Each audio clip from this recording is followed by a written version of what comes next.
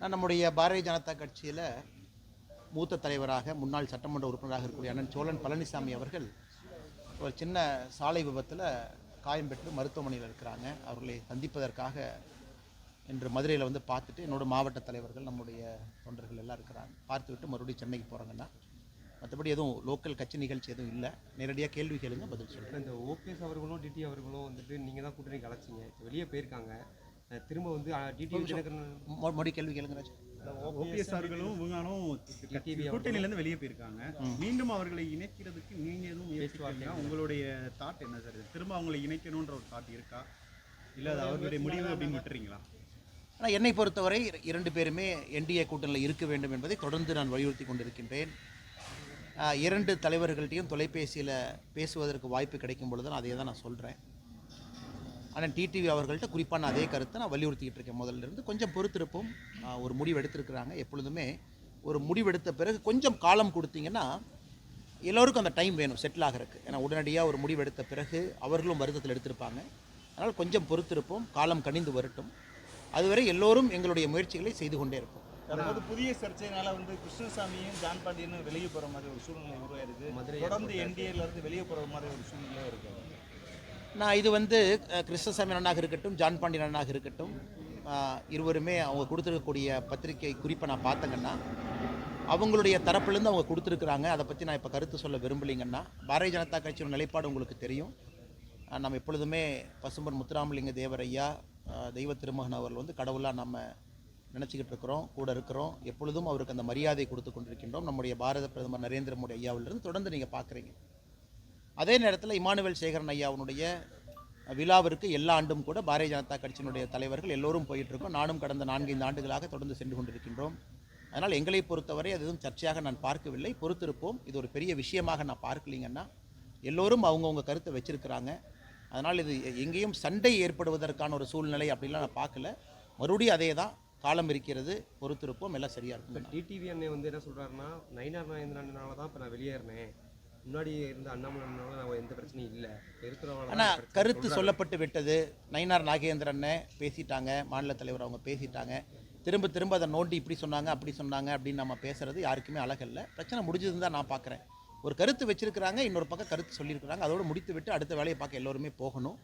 நான் ஏற்கனவே சொன்னது போல் காலம் கனிந்து வரட்டும், கொஞ்சம் பொறுமையாக இருப்போம். இன்றைக்கே திரும்ப திரும்ப அதை நோண்டி குத்தி இப்படி சொன்னாங்க அப்படி சொன்னாங்க நீங்கள் என்ன சொல்கிறீங்க அப்படிங்கிறது அரசியலில் சரியாக இருக்காதுங்கன்னா, டிடிவி தினகரன் அண்ணனை பொறுத்தவரை நான் தொடர்ந்து சொல்வது இதுதான். ஒரு நல்ல தலைவர். என்டிஏ கூட்டணியில் 2024 வந்தாங்க. பாரதிய ஜனதா கட்சி தமிழகத்தை வழிநடத்தி கொண்டிருக்கக்கூடிய அண்ணன் நயினார் நாகேந்திரன் அவர்கள் எங்களுடைய தலைவர். அதனால் எங்கேயும் கருத்து வேறுபாடுகளுக்கு இடம் இருக்காது. பொறுத்துருங்க. இன்னும் 7-8 மாதம் இருக்கும் பொழுது இன்றைக்கே அவசரம் பண்ணணும். ஆளுங்கட்சியை பார்த்து ஆளுங்கட்சி வந்து தாவேக்காவை பார்த்து உச்சகட்ட பயத்தில் இருக்கு அப்படின்னு விஜய் சொல்லியிருக்காரு. திமுக அண்ணா, அதாவது இன்னைக்கு சகோதரர் விஜய் அவர்கள் கட்சி ஆரம்பிச்சிருக்கிறாங்க. மதுரை மண்ணில், இதே மண்ணில் வந்து இப்போ தான் மாநாளம் நடத்தி முடிச்சிருக்கிறாங்க. ஆனால் ஒரு கவர்னன்ஸ் பாலிட்டிக்ஸ் அப்படிங்கிறது 24 மணி நேரம் செய்யக்கூடிய ஒரு வேலைங்கண்ணா. நீங்கள் அவைலபிளாக இருக்கணும். அது ஒரு முழு நேர வேலை. ஒரு முதலமைச்சராக, அமைச்சராக, சட்டமன்ற உறுப்பினராக, பாராளுமன்ற உறுப்பினராக, இல்லை கட்சியினுடைய தலைவராக 24 மணி நேரமும் களத்தில் இருக்கணும். இன்றைக்கி தமிழக மக்கள் என்ன எதிர்பார்க்குறாங்கன்னா, இன்றைக்கி தாவேக்கா நாங்கள் ஒரு சீரியஸான கட்சி, தமிழக மக்களுக்கு ஒரு மாற்றம் தரக்கூடிய கட்சின்னு அவங்க சொல்கிறாங்க அப்படின்னா, அதே வேகத்தை களத்தில் 24 மணி நேரம் பார்க்க வேண்டும் என்று நினைக்கின்றார்கள்.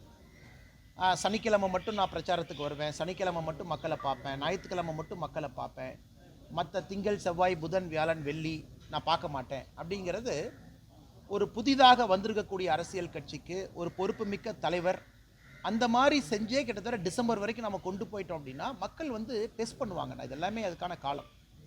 இன்றைக்கி தாவேக்கா வந்து நாங்கள் திமுகவுக்கு எதிரி அப்படின்னு அவங்க பறைசாட்டுறாங்கன்னா, அந்த வேகத்தை களத்தில் காட்டும் பொழுது மட்டும்தான் மக்கள் நம்புவாங்க.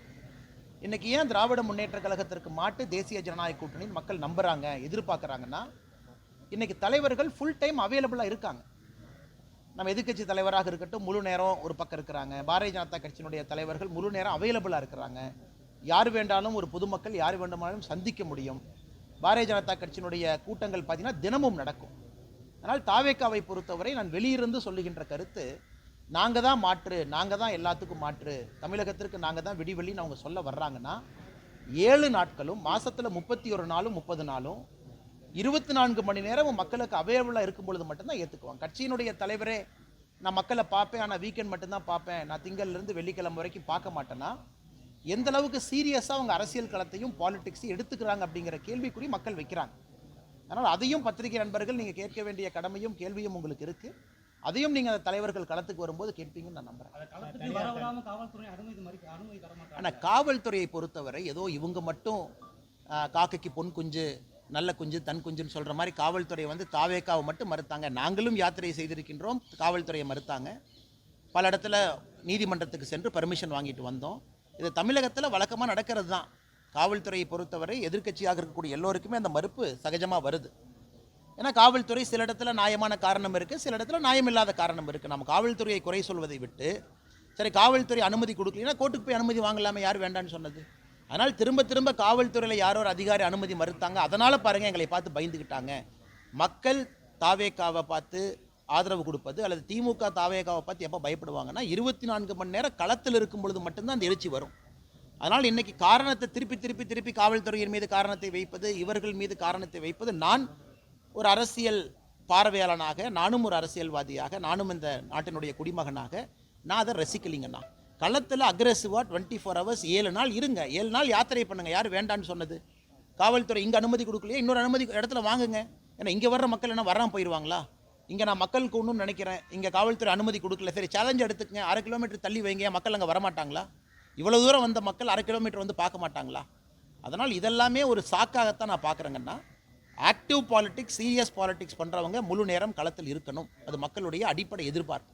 சார், தனியார் தொலைக்காட்சி பேட்டியில் வந்து திமுக கூட்டணி தற்போது வலுவாக உள்ளது, வருங்காலங்களில் வந்து மக்கள் வந்து இதுவரைக்கும் எதிர்ப்பு தெரிவிக்கல, வருங்காலங்களில் வந்து இந்த எதிர்ப்பலையாக மாறும்போது நான் இப்போ அடிப்படை பிரச்சனை என்னன்னாங்கன்னா, ஆங்கிலத்தில் பேசக்கூடிய ஒரு இன்டர்வியூவை அதை தமிழில் மொழியாக்கம் செய்து அதை சொல்லும் பொழுது அந்த கருத்துக்கள் தவறாக வெளியே வருவது ஒரு வருத்தத்துக்குரிய விஷயங்கண்ணா.